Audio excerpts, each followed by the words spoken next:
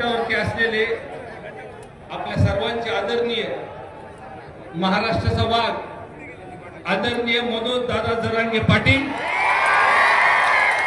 व्यासपीठावर असलेले सर्व पक्षाचे नेते, सर्व संघटनाचे पदाधिकारी, सर्व जाती धर्मातून आलेले सर्व प्रमुख, सर्वात प्रथम मी परभणीकरांचे आभार मानतो की आमच्या जिल्ह्यातला जो आमचा माणूस गेलाय तिला न्याय भेटण्यासाठी आपण सर्वजण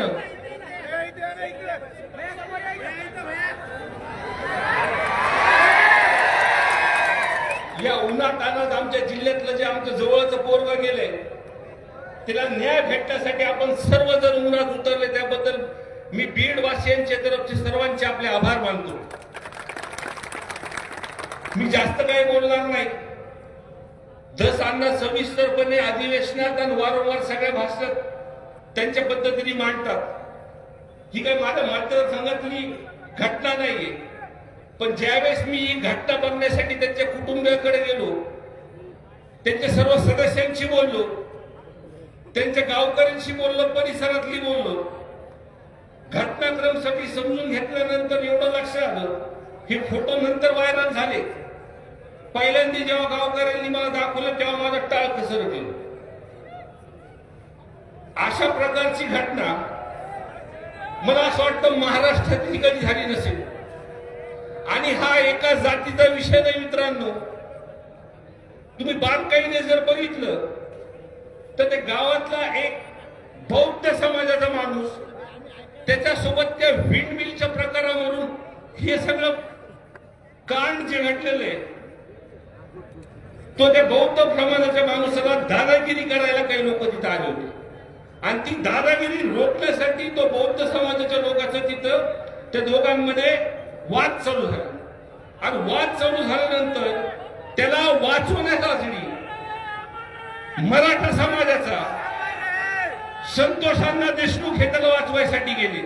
मी मुद्दाम ही गोष्ट काय सांगतो, ह्याच्यामध्ये जातीचे समीकरण कसे बघा।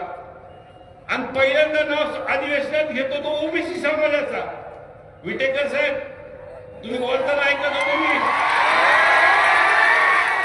सभागृहामध्ये पहिल्यांदा ही गोष्ट झाली की एका विषयामध्ये सर्व सत्तेचे लोकांनी तिथं बोलले।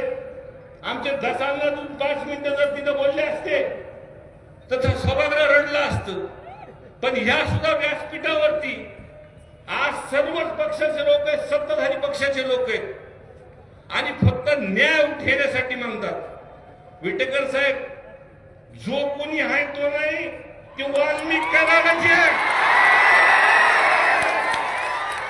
मी आधीपासून जी मागणी करतोय की 6, 9 आणि 11 हे 3 दिवस, 2 मिनिटं 6, 9 आणि 11 या 3 दिवसाचं रेकॉर्ड काढलं।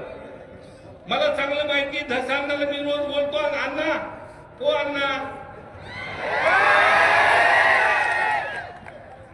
तर तपासामध्ये सुद्धा काय चालू आहे काय नाही ह्यांचे सीडीआर पासून मी काय म्हणतो, फक्त हे वाल्मिक अण्णाच नाही, लई जण येणार ते सीडीआर वरती तुम्हाला सांगतो मी।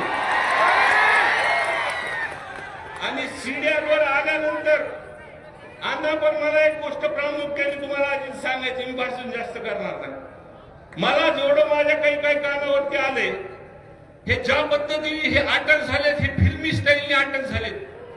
हे परळी पॅटर्न जो दिसतंय का, हे परळी पॅटर्न आपल्याला बंद करायचं तुम्हाला सांगतो मी।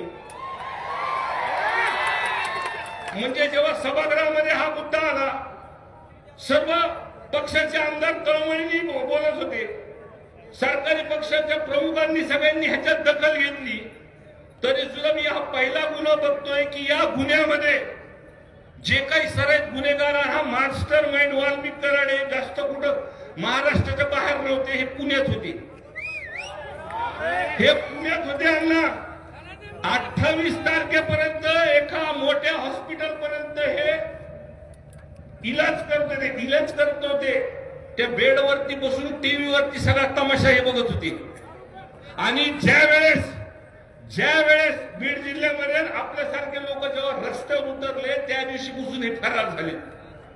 माझी अजून एक मागणी आणला तुम्ही बनताना तुम्ही सरकारमध्ये की 28 तारखेपर्यंत त्या हॉस्पिटलचं नाव मी तुम्हाला सांगतो, पत्र मी देतो.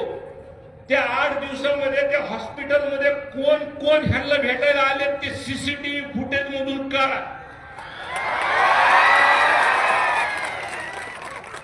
आणि त्या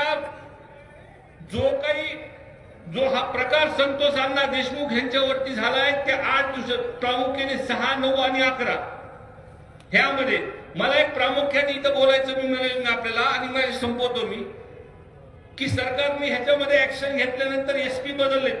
काही काही गोष्टी खऱ्या सांगाव्या लागतील तुम्हाला. उगा विरोधी बाकावरती म्हणून मी बोलून जायचं. पण काही ऍक्शन घेतलेत. आमच्या जिल्ह्यात 2 नंबरचे धंदे बंद झालेत. पण तपास जेव्हा वाल्मिक करारावरती येतो तेव्हा तुम्ही कुठतरी थांबतो अण्णा बरं का. मी सांगणार अण्णा तुम्ही मला ओरडले तरी चालतं. जिथं वाल्मिक करारचे म्हणजे एक गुन्हा दाखल झाल्यानंतर तो हॉस्पिटलमध्ये थांबतो, जमा होतो. ह्याला फक्त ना फक्त कारणीभूत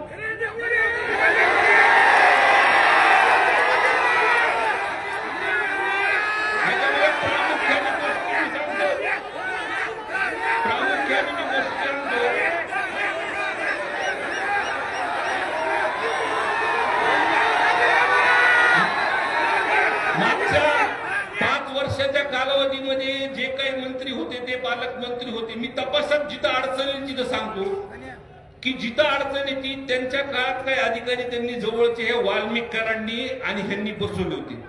त्यांच्याकडूनच फक्त मागं पुढे होते.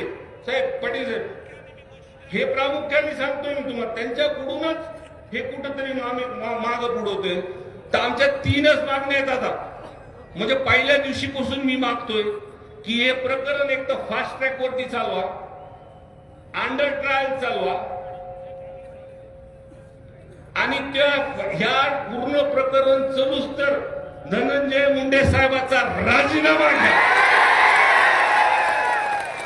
आणि जे काही मास्टर माइंड किंवा सीडीआर वरती हे माणसं सापडतील ह्यांना डायरेक्ट फासावरती चढवा. एवढाच बोलतो. 2 शब्द